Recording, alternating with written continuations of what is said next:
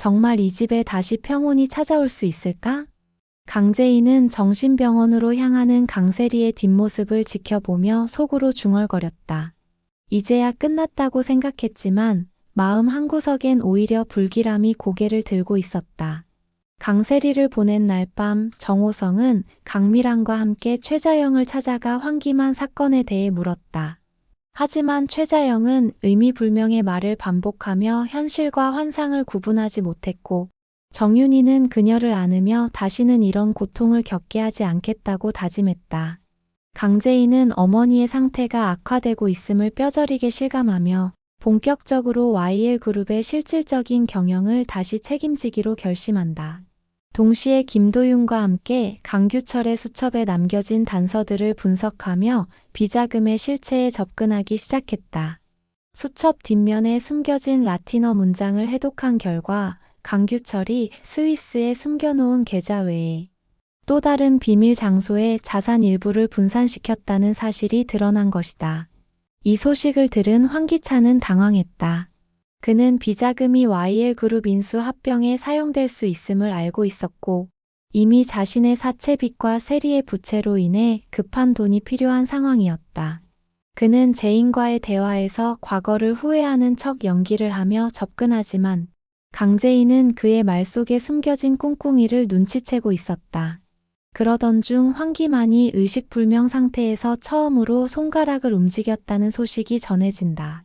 이를 접한 강세리는 정신병원에서도 극도의 불안 증세를 보이며 간호사를 물고 소리를 지르는 등 점차 통제가 어려워졌고 병원 측은 가족동의 하해 강제 입원을 더 연장해야 할지도 모른다고 연락을 취한다. 이 연락을 받은 사람은 다름 아닌 황기찬이었다.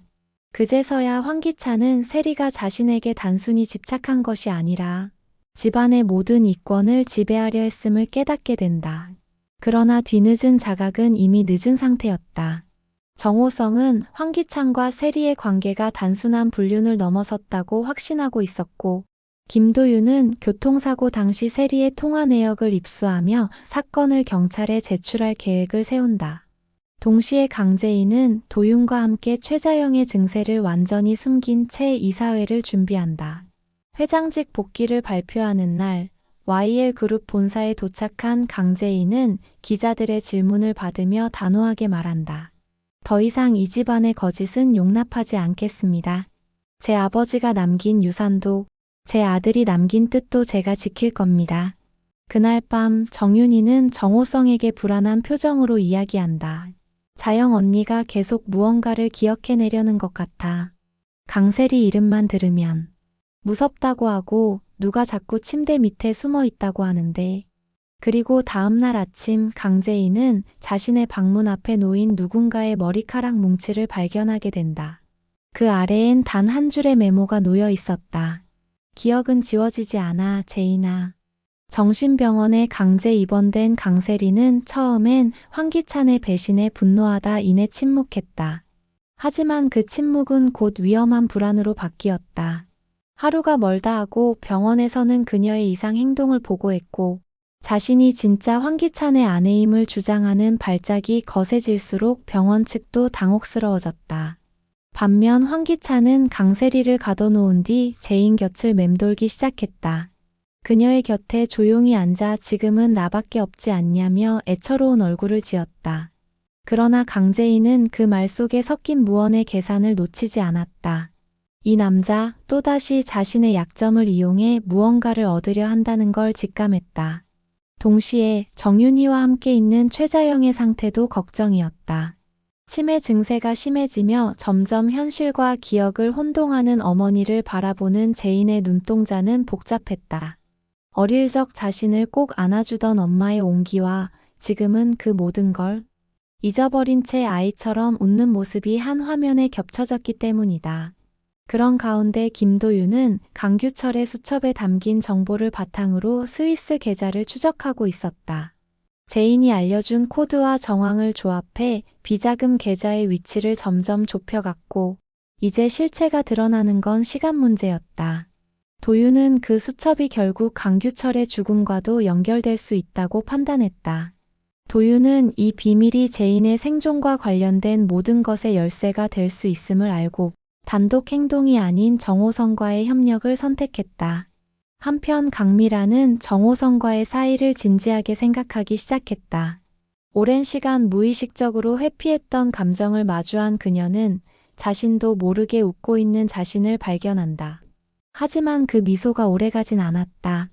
노숙자가 병원을 찾아와 황기만의 병실 앞에서 거세게 울부짖으며 강미란을 향해 다 내 동생 탓이다 라고 소리쳤기 때문이다.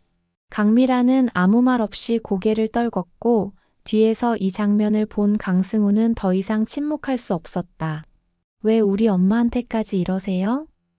라며 노숙자에게 맞서고 그의 눈에는 뜨거운 눈물이 맺혀 있었다. 강승우의 눈물은 단순한 감정의 표출이 아니었다.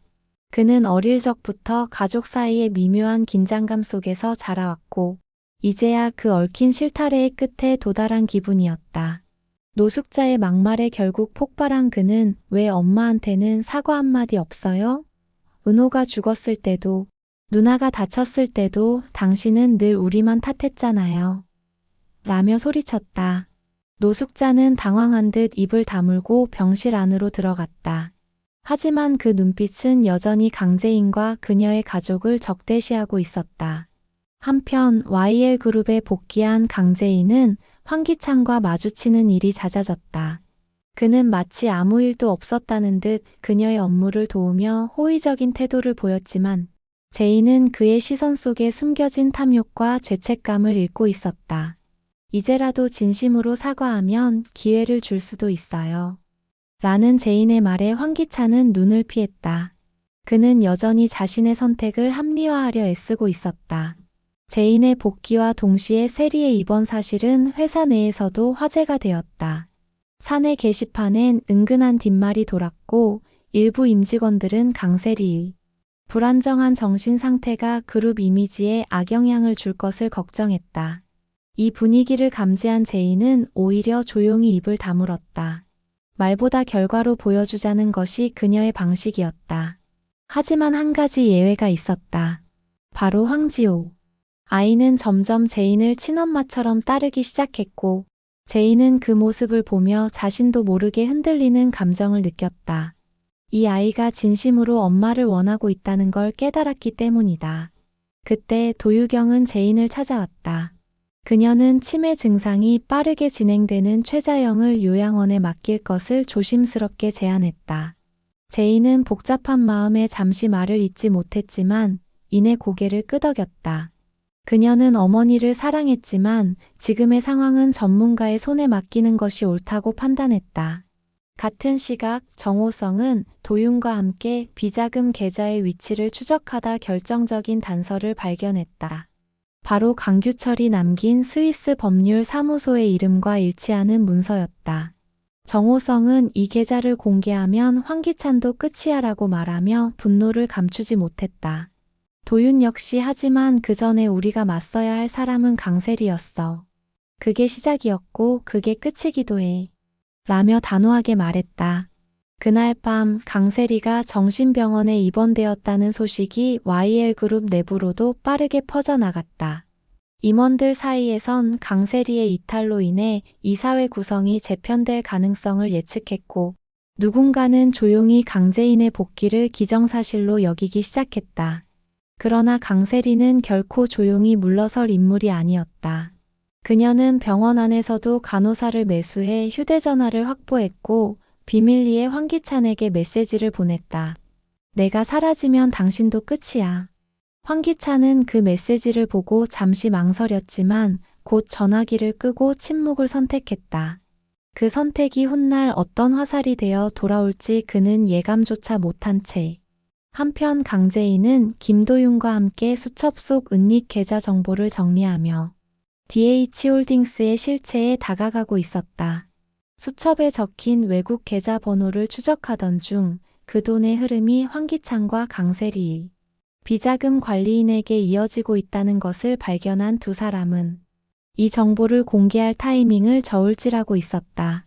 하지만 강재인은 감정적으로 섣불리 움직이고 싶지 않았다. 지금은 차분히 그리고 정교하게 마무리해야 할 시점이었다. 동시에 그녀는 황지호의 안전이 걱정됐다. 강세리가 입원하면서도 아이에게 접근할 수 있다는 가능성이 그를 떨리게 만들었다. 그래서 강재인은 도윤에게 조용히 부탁했다. 지호가 어디에 있든 그 아이만큼은 지켜줘요. 도윤은 고개를 끄덕이며 약속했고 자신도 모르게 재인의 손을 잡았다. 순간 그들의 눈빛은 오랜 전쟁터에서 피투성이가 되어 마주 선 동지처럼 떨리고 있었다. 그들의 연대는 점점 더 굳건해지고 있었고 이 복수의 끝에서 무엇을 마주하게 될지 감히 예측할 수 없었다. 한편 강승우는 자신이 어릴 적 친아버지가 따로 있었다는 사실이 여전히 가슴속에서 자라나는 혼란을 자극하고 있었다. 그는 강미란을 찾아가 조용히 물었다. 엄마, 도윤이 삼촌 그 사람이 나에 대해 아는 게 있나요? 강미란은 처음엔 당황했지만 이내 담담하게 웃으며 말했다. 오래전 이야기야. 너에겐 강규철이 아버지야. 그 이상도 이하도 아니야. 하지만 강승우는 그 말에서 무언가 숨기는 듯한 기류를 느꼈다. 혹시 도윤과의 관계가 단순히 외삼촌 이상의 혈연이 있는 것은 아닐까? 그의 마음속에 피어난 의심은 점점 뿌리를 내리기 시작했다. 그러던 중 그는 노숙자에게서 충격적인 이야기를 듣는다. 너 엄마 닮지 않았어. 누구랑 닮았는지 아냐? 의미심장한 웃음을 짓는 노숙자의 표정에 섬뜩함이 깃들어 있었다. 노숙자는 과거 강미란과 정호성의 관계에 대해 알고 있었던 것이다. 진실이 수면 위로 떠오를수록 강승우는 자신이 몰랐던 인생의 밑바닥을 직면하고 있었다. 그는 이제 도윤을 피하지 않기로 결심한다. 그의 출생의 진실이 그들 사이를 무너뜨릴 수도 있지만 더는 도망치지 않기로 했다. 그날 밤 그는 도윤에게 전화를 걸었다. 형 아니 도윤 씨. 우리 제대로 얘기 좀 해요. 드디어 잠들어 있던 진실이 서서히 고개를 들기 시작한 순간이었다.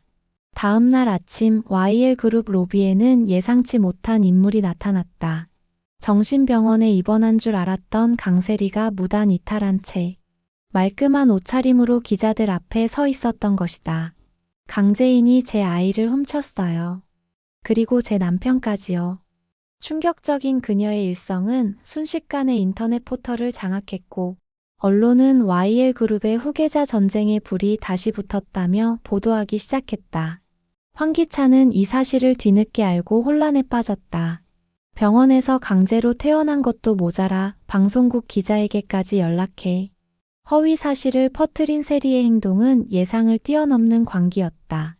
그는 급히 강세리를 다시 입원시키려 했지만 이미 그녀는 SNS를 통해 자신이 황기찬의 법적 아내임을 주장하며 혼인신고서 사진까지 공개했다. 사람들은 두 사람의 관계에 대해 혼란스러워했고 강재인의 임신 여부에 대한 루머가 덧붙여지며 진흙탕 싸움처럼 여론은 흐려졌다. 이에 강재인은 법적 대응을 예고하며 변호사를 선임했고 유경과 함께 허위사실 유포 및 명예훼손으로 강세리를 고소하기로 결정했다. 하지만 그 와중에도 그녀는 흔들리지 않았다. 오히려 웃음을 머금고 있었다. 올게 왔네. 이제부터 진짜 시작이야. 그녀의 말에는 냉정한 각성과 단호한 결심이 담겨 있었고 김도윤은 그런 그녀를 더욱 믿게 되었다.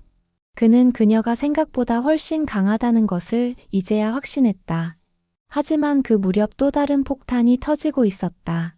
황기만의 병실에서 이상한 점을 발견한 간호사가 몰래 경찰에 제보한 것이었다.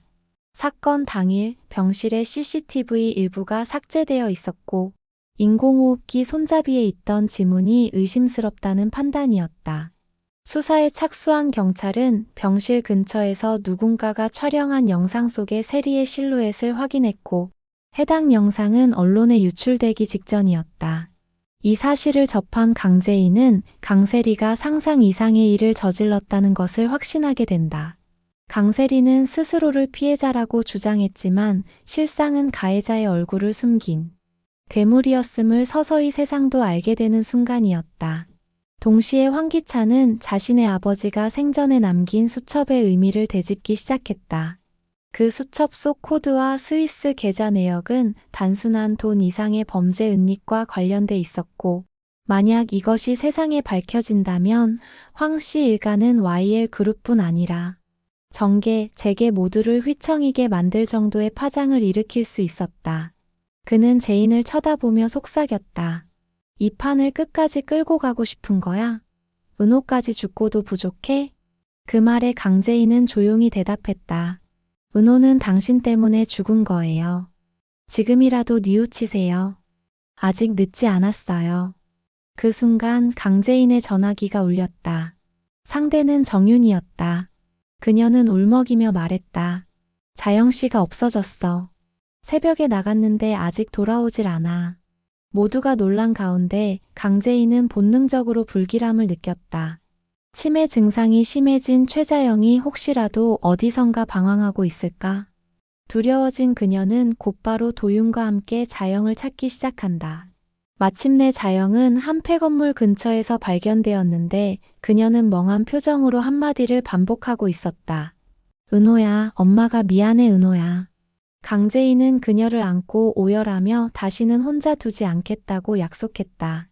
그날 밤 강재인은 오래전 은호의 생일에 찍었던 가족 사진을 꺼내놓고 홀로 중얼거렸다.